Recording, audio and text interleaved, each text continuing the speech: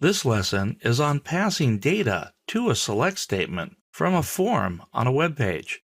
Now the user will type in some data, click on a button, and that data will be used inside of a select statement inside our PHP program to format different results based on what they entered. So let's look at this form that came back first, the grid of data.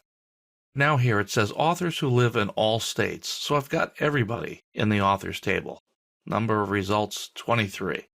So if I want to narrow that down, let's go ahead and put in California, just like we had before, but this time we click on the button, Submit SQL Statements. Click it, and now we have authors who live in California, and just those are displaying. Let's put in Utah. UT, submit, and now I have just the two authors that are in Utah. Everything else is just one author, I think Indiana as well. So we can narrow our results by running a different select statement based on the data that they enter. Let's go take a look at the code. Going up to the top here, here I have a form. I didn't have that before. I have a form, ID my form, and it's recursive. So we're going back and forth to this form. When we click the button, it comes back to this program again on the server and runs it again.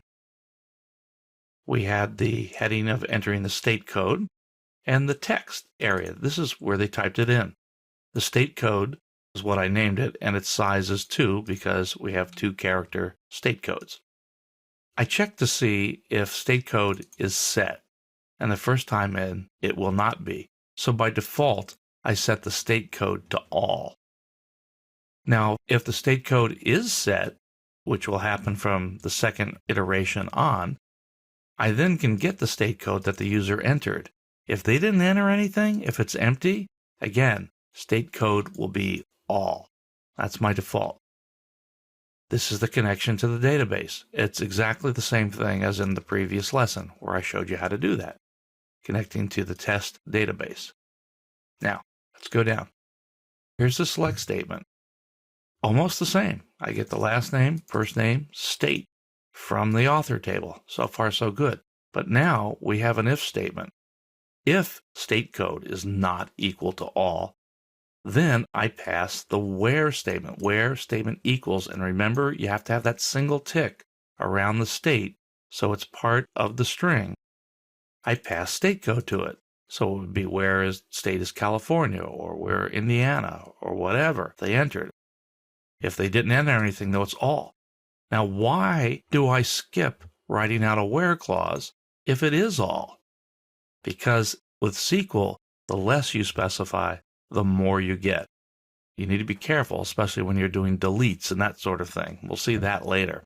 So by leaving the where clause off, it assumes I do not want to restrict the rows in any way, and therefore, by default, gives me all the rows. So we leave it off. We don't make that part. We don't concatenate that where clause to the SQL statement that we're building up here. Now I added an order by here, last name and first name, so that things are in order. We had that the last time as well. Run the MySQL query. We check to see if we have an error. If it's not a good result, write out these standard error messages. Now, in the results that come back, once again, I'm going to look at state code. If it's all, the heading says authors who live in all states. But if it's not all, I pass the state code to the heading. So it says authors who live in California or Indiana or Utah. So going down, this is pretty much what we had before. We have the table being formed. We're going through the number of results. We're alternating the row backgrounds. And we're doing the fetch array on the result to get back one row at a time. Last name, first name, state, and forming the output and the end of the table.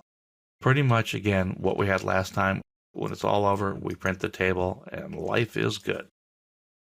That ends the lesson on entering data and passing it to a select statement in a PHP program.